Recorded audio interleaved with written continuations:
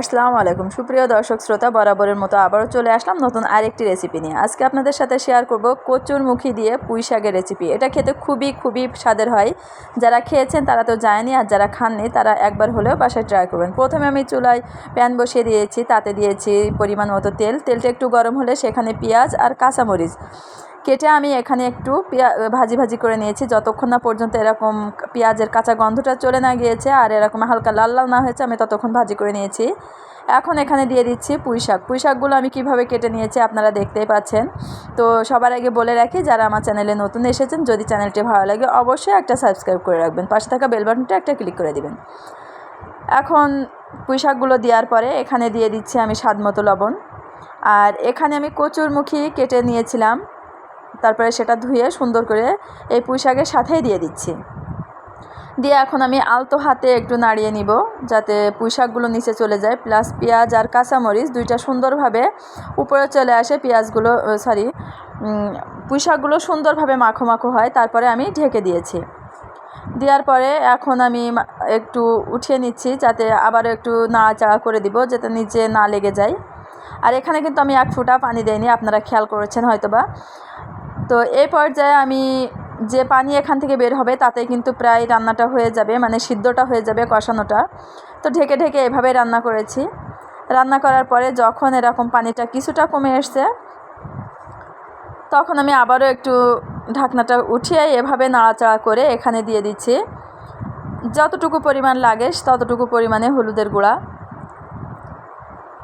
দেওয়ার পরে আমি এটা আবার একটু নাড়াচাড়া করে নিচ্ছি, আর আগে থেকে তো লবণ দিয়েছি, এই পর্যায়ে লবণ দেওয়ার কোনো দরকার নাই। আর এখানে আমি একটা মশলা করে রেখেছি, এখানে জাস্ট সরিষা বাটা আর রসুন, এই দুটো আমি সুন্দর করে পাটায় পিষে নিয়েছি, আপনারা চাইলে ব্লেন্ডার করে নিতে পারেন।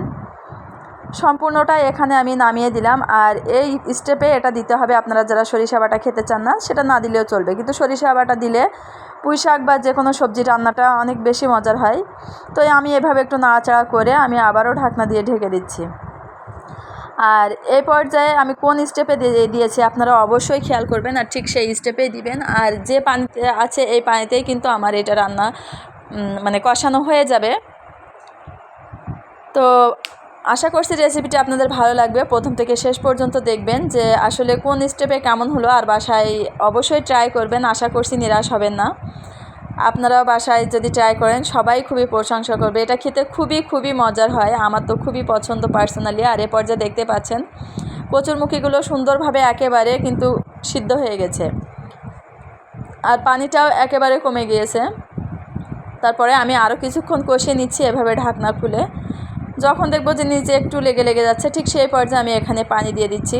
খুব বেশি পানি দেওয়ার দরকার না, ঝোল যতটুকু রাখবো তার থেকে একটু বেশি দিব, কারণ এখানে তো সব কিছুই সুন্দরভাবে সিদ্ধ হয়ে গেছে, কষানো হয়ে গেছে। তো আমার এখানে খুব বেশি পানি দেওয়ার দরকার নাই। অনেকে ভাবে যেটা ঝোল খেলে কেমন লাগবে, কিন্তু খেতে খুবই মজার হয়। এখন কচুরমুখী সিজন, আপনারা বাসায় একবার হলেও ট্রাই করে খেয়ে দেখবেন যে কেমন লাগে। তো এখানে কিন্তু ঝোলটা অনেকটা ফুটে উঠেছে। ঠিক এই পর্যায়ে আমি এখানে আরেকটা মশলা দিয়ে দিচ্ছি, এটা হচ্ছে শুধুমাত্র জিরা বাটা। জিরাটা সুন্দর করে আমি এখানে 1 টেবিল চামচ জিরা দিয়েছিলাম, জিরাটা সুন্দর করে পাটায় পিষে তারপরে এখানে সম্পূর্ণটা নামিয়ে দিচ্ছি। আপনারা এই সম্পূর্ণ স্টেপগুলো ফলো করবেন, তাহলে দেখবেন আপনাদের রান্নাটা খুবই স্বাদের হবে, খেতে খুবই ভালো লাগবে। তো এভাবে একটু নাড়াচাড়া করে দিচ্ছি যাতে করে সম্পূর্ণ তরকারির সাথে জিরা বাটাটা সুন্দরভাবে মিশে যায়। এ পর্যায়ে তারপরে দিয়ে দিচ্ছি আমি মাছটা আগে থেকে আমি ভেজে রেখেছিলাম। তো আপনারা চাইলে যে কোনো মাছ দিয়ে রান্না করতে পারেন, তবে চিংড়ি মাছ দিয়ে রান্না করলে কিন্তু খুব বেশি মজার হয়। তো যে কোনো মাছ দিয়ে করলেই, বড় মাছ ছোটো মাছ যেটাই করবেন সেটাই কিন্তু মজার হবে। আর এই পর্যায়ে আমি যে মাছ ভেজে রেখেছিলাম যে তেলটা, সেই সম্পূর্ণ তেলটাই দিয়ে দিয়েছিলাম। মাছের ভিতরে যে তেলটা ছিল এক্সট্রা মাছ ভাজার পরে, সেই কড়া থেকে আমি এটা নামিয়ে দিলাম।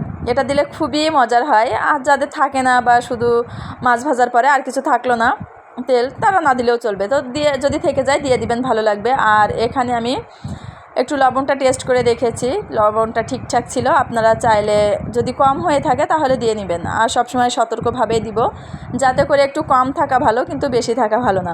তো আমার রান্নাটা প্রায় হয়ে গেছে, আমি আরও কিছুক্ষণ এটা জাল করে নিব, যে যেমন ঝোল খেতে চান সেভাবে রেখে দিলে হবে।